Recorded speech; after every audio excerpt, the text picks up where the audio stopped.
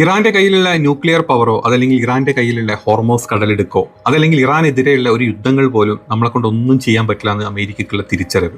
അത് പറഞ്ഞത് മറ്റാരുമല്ല, അമേരിക്കയുടെ മുൻ സെൻട്രൽ കമാൻഡ് കമാൻഡർ തന്നെയാണ് കഴിഞ്ഞ ദിവസം ഒരു അഭിമുഖത്തിൽ ഈ കാര്യം സംസാരിച്ചിട്ടുണ്ടായിരുന്നത്. അതായത് ഇറാൻ നമ്മൾ ഉദ്ദേശിക്കുന്നതിലേക്ക് ഒരുപാട് വളർന്നു. അത് സൈനികപരമായിട്ട് മാത്രമല്ല നയതന്ത്രപരമായിട്ടും അമേരിക്കനെ കൊണ്ട് കൂട്ടിയാൽ കൂടൂല എന്നാണ് പുള്ളി പറഞ്ഞിട്ടുള്ളത്.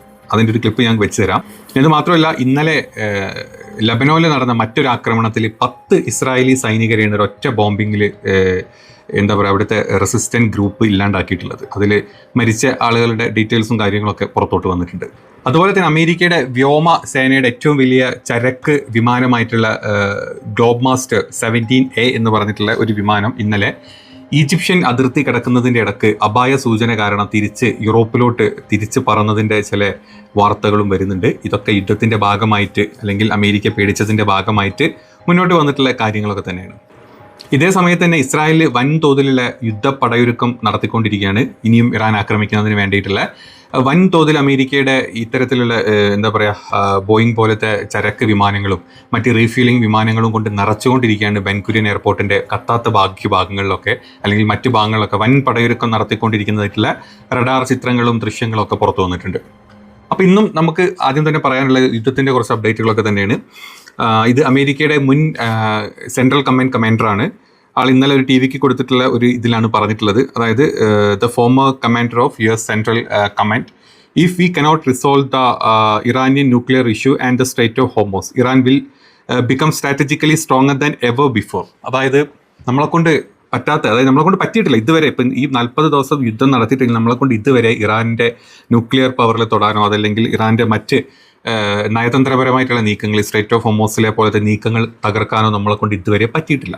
ഇനി പറ്റും തോന്നുന്നില്ല, അത് വേറെ കാര്യം. ഇത് പറ്റാത്തത് കൊണ്ട് തന്നെ ഇറാൻ അതായത് ലോകത്തിലെ തന്നെ ഏറ്റവും വലിയ പവർ രാജ്യമായിട്ട് അല്ലെങ്കിൽ എല്ലാം സൈനികപരമായിട്ടും മറ്റ് എല്ലാ പവറുള്ള രാജ്യമായിട്ട് മാറിക്കൊണ്ടിരിക്കുകയാണ്, സ്ട്രോങ് ആയിക്കൊണ്ടിരിക്കുകയാണ് എന്നാണ് പുള്ളിയുടെ അവകാശവാദം. സത്യമാണ്. 2 ദിവസം കൊണ്ട് തീർക്കാമെന്ന് വിചാരിച്ചിട്ട് അമേരിക്കയും ഇസ്രായേലും കൂടെ നടത്തിയിട്ടുള്ള യുദ്ധം 40 ദിവസമായിട്ടും ഒന്ന് തൊടാൻ പോലും പറ്റാത്ത അവസ്ഥയിൽ മുന്നോട്ട് പോയിക്കൊണ്ടിരിക്കുകയാണ്. ഇറാൻ എവിടെ വെച്ചോ അവിടെ വന്ന് നിൽക്കേണ്ട അവസ്ഥ ഇപ്പോൾ ഈ 2 രാജ്യങ്ങൾക്കും ഉണ്ടായിട്ടുണ്ട്. അമേരിക്കനെ മുൻനിർത്തി ഇസ്രായേൽ കാണിച്ചുകൊണ്ടിരിക്കുന്ന ഈ തന്ത്രങ്ങൾക്കെല്ലാം പഴി കേട്ടുകൊണ്ടിരിക്കുന്നത് അമേരിക്കയിലെ ആളുകൾക്ക് അല്ലെങ്കിൽ അമേരിക്കയിലെ ആളുകൾ തന്നെയാണ് ഇതിന് പഴിച്ചുകൊണ്ടിരിക്കുന്നത്. അല്ലെ, അമേരിക്കയുടെ വലിയൊരു വിഭാഗം ഇന്ന് കമലാ ഹാരിസിനെ പോലത്തെ ആളുകൾ പോലും വന്ന് പച്ചക്ക് പറയാണ്, ഇത് ഞങ്ങളുടെ യുദ്ധമല്ല, ഇത് ഞങ്ങളുടെ യുദ്ധമല്ല, ഇത് ഞങ്ങളുടെ യുദ്ധമല്ല, ഇത് ട്രംപിൻ്റെ മാത്രം യുദ്ധം. അല്ലെങ്കിൽ ട്രംപ് നെതന്യാഹുവിനെ പേടിച്ചിട്ട് അല്ലെങ്കിൽ നെതന്യാഹു ബ്ലാക്ക്മെയിൽ ചെയ്യുന്ന പല കാര്യങ്ങളും, അത് സാമ്പത്തികപരമായി ആയിക്കോട്ടെ പേഴ്സണലി ആയിക്കോട്ടെ, പല കാര്യങ്ങളിലും വീണ് കിടക്കുന്ന ട്രംപിനെയാണ് നമ്മളിപ്പം കണ്ടുകൊണ്ടിരിക്കുന്നത് എന്നാണ് പറയുന്നത്. ഇപ്പം ഇത്രയും ദിവസത്തെ അല്ലെങ്കിൽ ഇത്രയും കാലത്തെ ഒരു കാലയളവിൽ, യുദ്ധത്തിൻ്റെ കാലയളവിൽ മനസ്സിലാക്കാൻ പറ്റുന്ന ഒരു കാര്യം എന്ന് പറഞ്ഞു കഴിഞ്ഞാൽ ഇറാൻ എന്നത്തേതിനേക്കാളും സ്ട്രോങ് ആയിട്ടാണ് ഇറാൻ നിൽക്കുന്നത്. അമേരിക്കയുടെ പ്രസിഡന്റ് വന്നിട്ട് 100 വാക്കുകൾ പറഞ്ഞാലും അതിൽ ഒരു വാക്കിന് പോലും ഒരു ചാക്കിൻ്റെ വില പോലും ഇല്ലാത്ത അവസ്ഥയിലോട്ട് ഈ യുദ്ധം മാറിക്കഴിഞ്ഞിട്ടുണ്ട്. ഇറാൻ എന്ത് പറയുന്നു അതാണ് ലോകം കേൾക്കാൻ ആഗ്രഹിക്കുന്നത്. ഇപ്പോൾ അല്ലെങ്കിൽ ട്രംപ് എന്ത് പറയുന്നു ആൾക്കാർ മൈൻഡ് ചെയ്യുന്നില്ല. ട്രംപ് എന്തൊക്കെയോ പറയുന്നു, അതിനനുസരിച്ച് എന്തൊക്കെയോ ചെയ്യുന്നു, ഒന്നുമല്ല. ഇറാൻ എന്താണ് അതിന് മറുപടി പറയുന്നത്, ആ പറഞ്ഞ മറുപടിയാണ് ഇറാൻ ചെയ്തിട്ടുള്ളൂ. ഇറാൻ പറയാത്ത ഒരു കാര്യം ചെയ്തിട്ടില്ല, പറഞ്ഞൊരു കാര്യങ്ങൾ ചെയ്യാണ്ടിരുന്നിട്ടില്ല. അതാണ് ഇറാൻ്റെ സൈഡിൽ നിന്നുള്ള ഏറ്റവും വലിയൊരു ഇതായിട്ട് നമ്മൾ കാണുന്നത്. പറഞ്ഞ കാര്യങ്ങളെല്ലാം ഇറാൻ ചെയ്തിട്ടുണ്ട്. തുടരുത് എന്ന് പറഞ്ഞാൽ തുടരുത്, ക്രോസ് ചെയ്യരുത് എന്ന് പറഞ്ഞാൽ ക്രോസ് ചെയ്യരുത്. ചെയ്തിട്ടുണ്ടെങ്കിൽ അതിനിപ്പോൾ ഇന്ത്യൻ അല്ലെങ്കിൽ നമ്മുടെ വിശ്വഗുരുവിൻ്റെ 56 ഇഞ്ച് അതിലൂടെ പോയാലും വേണ്ടില്ല, ഡൊണാൾഡ് ട്രംപിൻ്റെ ചെന്നി അതിലൂടെ പോയാലും വേണ്ടില്ല, അല്ലെങ്കിൽ നെതന്യാഹു എന്ന ചുണ്ടൽ ഇതിലൂടെ പോലും വേണ്ടില്ല. ഇറാൻ പൊട്ടിക്കുമെന്ന് പറഞ്ഞാൽ പൊട്ടിക്കും. ഇനി നമ്മൾ ഈ ഇറാനോളികളായിട്ടും നമ്മൾ ഈ ഹമാസോളികളായിട്ടും നമ്മൾ ഈ ജിഹാദികളൊക്കെ ആയിട്ടും ഒക്കെ പറഞ്ഞിട്ടുണ്ടെങ്കിലും ഇത് കേട്ട് കളിയാക്കുന്ന സകല സംഘമിത്രങ്ങളോട് ചോദിക്കുന്നത്, നിങ്ങൾ വീട്ടിലിരുന്ന് ചാണകം തിന്നല്ലാണ്ട് വേറെ വല്ല മെച്ചം നിങ്ങൾക്കുണ്ടോ? നമ്മൾ ഈ പറഞ്ഞ കാര്യത്തിൽ നിന്ന് എന്തെങ്കിലും ഒരു മാറ്റം ഇതുവരെ യുദ്ധത്തിൻ്റെ ഈ ദിവസങ്ങളിൽ വരെ നമ്മൾ ഈ പറയുന്നതല്ലാത്ത എന്തെങ്കിലും ഒരു കാര്യം നടന്നിട്ടുണ്ടോ? നിങ്ങൾ പറ. വിശ്വഗുരു എത്ര വട്ടം നിങ്ങളെ പറ്റിച്ചു? ഇറാൻ അതാക്കി, ഇറാൻ ഇതാക്കി, ഞാൻ അവരെ പേടിപ്പിച്ചു, ഞങ്ങൾ ഇരുത്തിച്ചു, മറത്തിച്ചു. ഇന്ന് വന്നിട്ടുള്ള ചില നമ്മുടെ ഈ സംഘി ചാനലുകളിൽ വന്നിട്ടുള്ള ചില തംബ്നെയിൽസ് നിങ്ങൾ കണ്ടു നോക്ക്. ഇന്ത്യൻ്റെ കപ്പലുകൾ ആക്രമിച്ച് ഇനി എന്തായിരിക്കും ഇറാൻ്റെ സ്ഥിതി? ഇറാൻ ഒരു സ്ഥിതിയില്ല, നമ്മൾ മുഞ്ചി, അത്രയേ ഉള്ളൂ. ഇന്ത്യൻ്റെ കപ്പലുകൾ ആക്രമിച്ചാൽ ഇനി മോദിയുടെ തീരുമാനം എന്തായിരിക്കും? അല്ലെങ്കിൽ ഇറാൻ കത്തി നശിക്കുക, അല്ലെങ്കിൽ നമ്മുടെ അവിടെ പോയിട്ട് തിട്ട ബോംബിടോ എന്നൊക്കെയാണ് നമ്മുടെ നാട്ടിലെ സംഘികളുടെ ചാനലുകളിൽ വന്നുകൊണ്ടിരിക്കുന്നത്. ഒന്നും ആവുന്നില്ല, നമ്മൾ വീണ്ടും പിടിക്കും അവരുടെ കാല്. ഒന്ന് വിട്ടു തരണേ പ്ലീസ്. ഇതേവിടെ നടന്നിട്ടുള്ളൂ. ഇത്രയും ദിവസം യുദ്ധം നടന്നതിൽ നമ്മൾ ആദ്യത്തെ 10 ദിവസം നമ്മുടെ വാപ്പാക്ക് വേണ്ടിയിട്ട് നമ്മുടെ വാപ്പ അല്ല, നമ്മുടെ സംഘികളുടെ വാപ്പാക്ക് വേണ്ടിയിട്ട് നമ്മൾ കുറേ സംഭവങ്ങളൊക്കെ സംസാരിച്ചു വിചാരിച്ച് നോക്കി. അവിടെ പോയി നമ്മൾ വാപ്പൻ്റെ എന്താ പറയുക പിതൃത്വം സ്വീകരിച്ച് വന്നിട്ടുള്ള GNGയുടെ കൂട്ടരുമാണ്. അവസാനം അവരെ വിളിച്ച്, അല്ലെങ്കിൽ അവരുടെ ആയത്തുള്ള കാമിനിയെ മരിച്ചിട്ട് 10 ദിവസം കഴിഞ്ഞെങ്കിൽ അവിടെ പോയി നമ്മൾ അനുശോചനം അറിയിച്ചു. നമ്മൾ അതിനുശേഷം അവിടെ നടക്കുന്ന അല്ലെങ്കിൽ അവിടുത്തെ മിനാബിലെ കുട്ടികൾ മരിച്ചതിനെ പറ്റി നമ്മൾ അനുശോചനം അറിയിച്ചു. എല്ലാം നമ്മൾ അറിയിച്ചു. നമ്മൾ നൈസിൽ 2 കപ്പലും കൂടി ചാടിച്ചു. അതിനുശേഷം വീണ്ടും അല്ലെങ്കിൽ അവിടെ അമേരിക്കനെയും ഇസ്രായേലിനെയും എതിർത്തുകൊണ്ടിരിക്കുന്ന ഇറാൻ എന്ത് ഇന്ത്യ അല്ലേ? അത്രേ ഉള്ളൂ. ഈ യുദ്ധത്തിനൊരു ഭാഗമില്ലാത്ത അമേരിക്കനെ പോലത്തെ ഒരു രാജ്യത്തിനെ, ഇസ്രായേലിനെ പോലത്തെ ഒരു രാജ്യത്തിനെ തടുത്ത് അവർക്കെതിരെ യുദ്ധം ചെയ്തുകൊണ്ടിരിക്കുന്ന കൂട്ടത്തിൽ ബാക്കി 8 രാജ്യങ്ങളിലോട്ടും മിസൈലുകൾ വായിപ്പിച്ചുകൊണ്ടിരിക്കുന്നവർക്ക് എന്ത് വിശ്വഗുരു, എന്ത് ചക്കക്കുരു, അതാണ് അവസ്ഥ. അതുകൊണ്ടാണ് സംഖ്യകളോട് പറഞ്ഞത് നിങ്ങൾ വിചാരിച്ച പോലെ ഒന്നും എല്ലാ അവിടെ കാര്യങ്ങൾ നടക്കുന്നത്. നമ്മൾ മുഞ്ചിക്കൊണ്ടിരിക്കുകയാണ് ഇപ്പോഴും. അതവിടെ നടക്കുന്നുണ്ട്. അപ്പം ഇതാണ് ഇറാൻ്റെ സ്റ്റാൻഡ്. ഇറാൻ എത്രത്തോളം സ്ട്രോങ് ആയിക്കൊണ്ടിരിക്കുകയാണ്. ഇപ്പോൾ ഏത് ലെവലിലോട്ട് 40 വർഷത്തിനിടയ്ക്ക് ഇറാൻ എവിടെ എത്തി എന്നുള്ള പൂർണ്ണ ബോധ്യം അമേരിക്കക്കാർക്ക് എല്ലാവർക്കും ഉണ്ട്. ആ ബോധ്യം വന്നിട്ടും ഞാൻ തോറ്റല്ലോ എന്ന് പേടിച്ചിട്ട് ഇപ്പോഴും ഓടിച്ച് പെളിച്ചിരിക്കുന്ന ഒരേ 2 കൂട്ടരേ ഉള്ളൂ. അതൊന്ന് നെതന്യാഹു, അതുപോലെ തന്നെ അമേരിക്കൻ പ്രസിഡന്റ് ട്രംപുമാണ്. അപ്പം സത്യത്തിൽ ഈ ഒരു ഫോട്ടോ കണ്ടപ്പോഴാണ് എനിക്ക് കറക്റ്റായിട്ട് കാര്യങ്ങൾ എത്ര ലളിതമായിട്ട് നമുക്ക് കാര്യങ്ങൾ മനസ്സിലാക്കാമെന്ന് നിങ്ങൾ കണ്ടാൽ മതി. ഈ യുദ്ധം കൺട്രോൾ ചെയ്തത് അമേരിക്കയാണ്, അല്ലെങ്കിൽ ഈ യുദ്ധം കൺട്രോൾ ചെയ്യുന്നത് ഞങ്ങളാണ്, ഈ സ്ട്രൈറ്റ് ഓഫ് ഹോർമോസ് കൺട്രോൾ ചെയ്യുന്നത് ഞങ്ങളാണ് ഒക്കെ എന്ന് പറയുന്ന അമേരിക്കൻ പ്രസിഡന്റ് യഥാർത്ഥ അവസ്ഥ ഈ ചിത്രത്തിൽ കാണിക്കുന്നത് ആ കൊച്ചില്ലേ, അതായത് കയ്യിൽ ജോയ്സ്റ്റിക്ക് കൊടുത്തിട്ട് കേബിൾ ഊരിയിട്ട് മോനും കളിച്ച കൂടെ എന്ന് പറയും.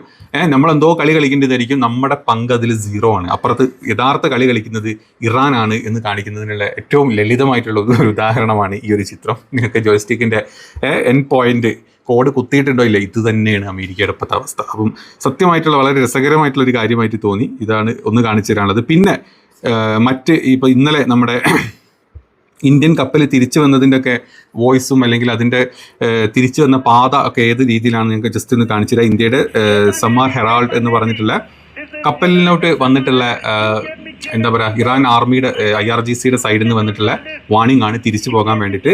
അത് വന്നിട്ട് നമ്മുടെ കപ്പൽ തിരിച്ചു വരുന്നതിൻ്റെ റൂട്ട് മാപ്പാണ് നമ്മൾ ഈ കണ്ടുകൊണ്ടിരിക്കുന്നത്. എവിടെ പോയി എവിടെ കുത്തി എതിലൂടെ ഒക്കെ തിരിച്ചു വരിക എന്നുള്ളത് മനസ്സിലാക്കി ഇറാൻ്റെ പവർ എന്താണ്, അല്ലെങ്കിൽ ഇറാൻ എന്ന് പറയുന്ന രാജ്യത്തിൻ്റെ സൈനിക പവർ എന്താണെന്ന് നമ്മളും തിരിച്ചറിഞ്ഞ് തുടങ്ങി ഇന്നലെ ആ ഒരു നമ്മുടെ കപ്പലിൽ ആക്രമിച്ച സമയം മുതൽ. അതിൻ്റെ ഒരു ദൃശ്യങ്ങളാണ് ഈ കണ്ടുകൊണ്ടിരിക്കുന്നത്.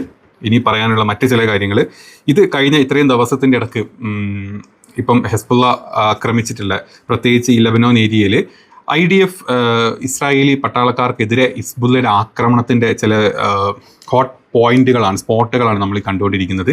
ഇന്നലെ നടന്ന ആക്രമണത്തിൽ ഏകദേശം 10 ഇസ്രായേലി പട്ടാളക്കാർ കൊല്ലപ്പെട്ടതായിട്ടുള്ള റിപ്പോർട്ടുകളാണ് പുറത്തോട്ട് വരുന്നത്. തെക്കൻ ലെബനനിൽ ഇസ്രായേലിലെ ഒരു എഞ്ചിനീയറിംഗ് വാഹനത്തിന്, അതായത് സൈനിക എഞ്ചിനീയറിംഗ് വാഹനത്തിന് നേരെയാണ് ഈ ഒരു സ്ഫോടനം ഉണ്ടായിട്ടുണ്ടായിരുന്നത്. ഇതിൽ ഏകദേശം 31ഓളം ആളുകൾക്കാണ് പരിക്ക് പറ്റിയിട്ടുള്ളത്. 9 പേരുടെ നില വളരെ ഗുരുതരമാണ്. 10 പേര് മരണപ്പെട്ടിട്ടുണ്ട്. ഇതാണ് സാഹചര്യം. താൽക്കാലികമായി വെടിനിർത്തൽ ഉള്ള സമയത്താണ് ഈ ആക്രമണങ്ങൾ നടക്കുന്നത്. കാരണം തിരിച്ച് ഇസ്രായേൽ ഒരുപാട് ഇപ്പോഴും ഈ സീസ്ഫയർ പ്രഖ്യാപിച്ചിട്ടും അവിടെ ആക്രമണം നടത്തുകൊണ്ടിരിക്കുകയാണ്. അപ്പോൾ അതിന് എഗെയിൻസ്റ്റ് ആയിട്ട് ഇപ്പം ഹെസ്ബുള്ളനെ പോലത്തെ പ്രോക്സികൾ നടത്തുന്ന അപകടത്തിൻ്റെ അല്ലെങ്കിൽ അവർ തിരിച്ചടിക്കുന്നതിൻ്റെ ഒരു ചെറിയൊരു ഭാഗമാണ് നമ്മൾ ഈ കണ്ടിട്ടുള്ളത്. ഇനി ഇവിടെ കൊണ്ടും തീരുന്നില്ല. ഇന്നലെ ബെൻഗുരിയൻ എയർപോർട്ടിലോട്ട് വന്നിട്ടുള്ള ഫ്ലൈറ്റ് റഡാറുകളുടെ ദൃശ്യമാണ് നിങ്ങൾ കാണുന്നത്. ഈ കാണുന്നതെല്ലാം അമേരിക്കയുടെ തന്നെ ഏറ്റവും വലിയ റീഫില്ലിംഗ് ക്രാഫ്റ്റുകളും അതുപോലെ തന്നെ മറ്റ് ചരക്ക് വിമാനങ്ങളുമാണ്. മാക്സിമം മിഡിൽ ഈസ്റ്റിലോട്ടും അല്ലെങ്കിൽ ഇസ്രായേലിലോട്ടും സാധനങ്ങൾ നിറച്ചുകൊണ്ടിരിക്കുകയാണ്. കഴിഞ്ഞ 30-35 ദിവസത്തെ യുദ്ധത്തിൽ തീർന്നു പോയിട്ടുള്ള എന്താ പറയുക അയൺ ഡോം സിസ്റ്റങ്ങളും ബാക്കി കാര്യങ്ങളും നിറച്ചുകൊണ്ടിരിക്കുകയാണ്. ദിവസവും അവിടേക്ക് വരുന്ന വിമാനങ്ങളുടെ കണക്ക് തന്നെ വളരെ ഹൈ ആണ്. നിങ്ങൾ കണ്ട ഇതെല്ലാം സംഭരിച്ച് വീണ്ടും ഇറാൻ ഒരു രീതിയിലും വഴങ്ങി കൊടുക്കാത്ത സ്ഥിതിക്ക് ഇറാനെ എല്ലാവരും കൂടി അടിക്കാനുള്ള പ്ലാനാണ്. പക്ഷേ ഇറാൻ ഇതിനെ ഏതൊക്കെ രീതിയിൽ തടുക്കാൻ പറ്റുമോ അതൊക്കെ ഇറാൻ തടുക്കും എന്നുള്ളതിൻ്റെ ലക്ഷണങ്ങൾ നമ്മൾ കുറേ ദിവസങ്ങളായിട്ട് കണ്ടുകൊണ്ടിരിക്കുന്നുണ്ട്. പിന്നെ മറ്റൊരു ഇത് കാണിച്ചു തരാം. ഇതുപോലെ തന്നെ മറ്റ് വന്നിട്ടുള്ള ഒരു റഡാർ, ഒരു ഫ്ലൈറ്റ് റഡാറിൻ്റെ ദൃശ്യങ്ങളാണ് നിങ്ങളിപ്പോൾ കണ്ടുകൊണ്ടിരിക്കുന്നത്. ഇത് വന്നിട്ടുള്ളത്, ഈ ഒരു ഫ്ലൈറ്റ് വന്നിട്ടുള്ളത് ശനിയാഴ്ച, ഇന്നലെയാണ് ഈ സംഭവം നടന്നിട്ടുള്ളത്. തെക്കൻ